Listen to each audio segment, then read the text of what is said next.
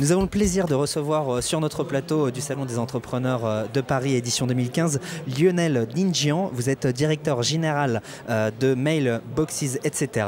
Bonjour. Bonjour. Alors, est-ce que vous pouvez déjà nous présenter le concept de Mail, Boxes, etc. Alors Mailboxes, etc. est un concept de franchise créé il y a une trentaine d'années aux États-Unis, basé sur un concept de service spécialisé auprès des entreprises, mais également pour les particuliers, basé sur 3 grands thèmes, l'expédition et l'emballage de colis, de plis en tout genre, au niveau national et international, l'impression et le graphisme de tout type de documents. Nous allons de la carte de visite en passant par des flyers, des brochures ou même des documents pour la presse. Et nous avons également la domiciliation et la location de boîtes postales pour les entreprises ou pour les particuliers. Le etc. est aussi partie de notre concept intégrante, puisque le etc. intègre également la fourniture de bureaux, le transfert d'argent par exemple, la création de sites internet. Combien d'enseignes aujourd'hui en France ? Aujourd'hui, nous avons 10 centres ouverts actuellement en France. D'accord. Et quel est en moyenne le chiffre d'affaires par enseigne pour s'en rendre compte au niveau des franchisés qui nous regardent? Aujourd'hui, c'est un petit peu compliqué parce que ça fait 2 ans que nous sommes ouverts pour notre premier centre. Donc la vitesse de croisière pour un centre MBE, puisqu'on le voit, on est présent dans beaucoup d'autres pays, puisqu'on a 1500 centres, est entre 250 000 et 350 000 euros de chiffre d'affaires. Aujourd'hui, on est en janvier 2015, donc ouais. Il y a toute l'année. C'est quoi votre stratégie de développement ? Alors aujourd'hui, notre stratégie de développement est d'arriver à avoir une présence relativement homogène sur le territoire français. Donc on essaye de couvrir rapidement les plus grandes villes de France. Donc on a des ouvertures qui sont prévues prochainement en début d'année à Bordeaux, à Strasbourg ou encore à Monaco au Beau Soleil. Donc on essaye d'avoir une présence assez homogène. On vise des zones comme l'ouest ou l'est de la France, mais l'ouest notamment la Bretagne, Rennes ou Nantes sont des villes cibles pour nous. Aujourd'hui, quelles sont vos différences majeures avec vos concurrents ? La première différence, c'est qu'on n'a pas vraiment de concurrents aujourd'hui sur le même secteur d'activité. Il n'existe pas aujourd'hui de service de franchise qui va à la fois faire de l'expédition, de l'impression, du graphisme, de la domiciliation dans un centre ayant pignon sur rue. Donc ça, c'est le premier élément.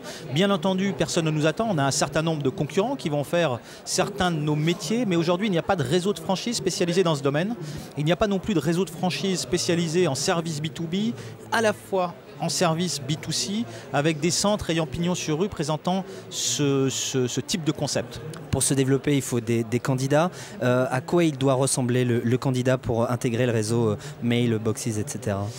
Alors, on a des profils complètement différents aujourd'hui chez nos franchisés et dans ceux qu'on recherche. La priorité pour nous, c'est d'avoir des gens qui ont une sensibilité commerciale en tout cas et qui ont une appétence pour le domaine commercial. Ce sont des gens qui ont une forte notion de service puisqu'on travaille dans un métier de service, mais c'est surtout des gens qui sont passionnés et qui ont envie d'entreprendre. Donc d'un point de vue commercial, c'est les profils que l'on recherche. Et puis le fait d'être dans un réseau international, aujourd'hui 1500 centres sur une trentaine de pays. Souvent, les gens qui viennent à nous ont cette attirance pour les concepts un petit peu internationaux et qui ont envie de se développer aujourd'hui sur un marché encore plutôt vierge, mais porteur. Ça, c'est le savoir-être et le savoir-faire.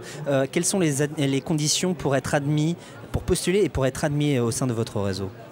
Alors évidemment, il y a des conditions financières à la base. Et les conditions financières, je dirais que les gens doivent arriver avec un apport d'au minimum 40 000 euros.